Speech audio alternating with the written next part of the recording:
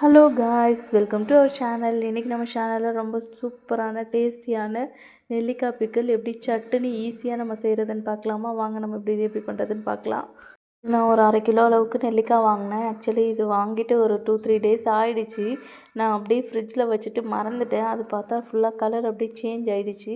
இருந்தாலும் நான் அதை ஃபுல்லாக கட் பண்ணி வேஸ்ட் பண்ணக்கூடாது. அதனால் நல்லா கட் பண்ணிவிட்டு நல்லா வாஷ் பண்ணி எடுத்துக்கலாம். ஃபஸ்ட்டு வாஷ் பண்ணிவிட்டு அதுக்கப்புறம் நம்ம கட் பண்ணலாம்.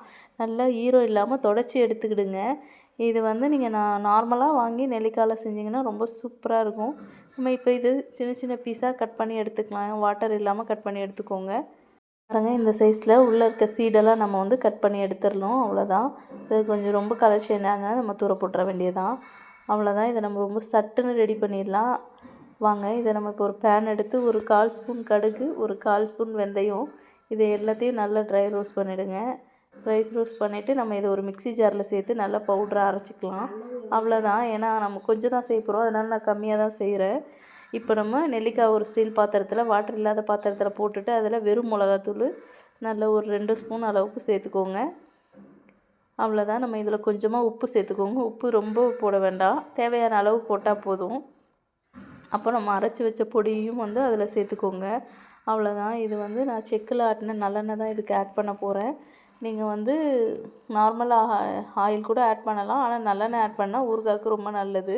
இப்போ நம்ம அதில் நல்லெண்ணெய் ஆட் பண்ணிடலாம். ஆட் பண்ணிவிட்டு நம்ம இதை நல்லா மிக்ஸ் பண்ணிட வேண்டியதான். நல்லா இது ஒரு ஸ்பூன் போட்டு நல்லா மிக்ஸ் பண்ணிக்கோங்க. நல்லா க்ளீன் ஸ்பூனாக போட்டு மிக்ஸ் பண்ணிக்கோங்க. ஏன்னா ஊறுகான்றனால சீக்கிரம் கெடுறதுக்கு வாய்ப்பு இருக்கும். அதனால் நம்ம இப்போ அவ்வளோதாங்க. பாருங்கள், நம்ம ஊறுகாய் எவ்வளோ சூப்பராக ரெடி ஆகிடுச்சின்னு. இதுலேருந்து கொஞ்சம் கொஞ்சமாக வாட்டர் வரும்.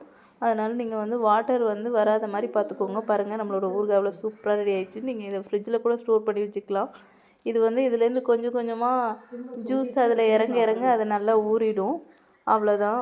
மறக்காமல் நம்மளோட சேனலை சப்ஸ்கிரைப் பண்ணுங்கள், சப்போர்ட் பண்ணுங்கள். அப்போ தான் நாங்கள் போடுற வீடியோ உங்களுக்கு அப்பப்போ நோட்டிஃபிகேஷன் வரும். தேங்க்யூ. பாய் பாய்.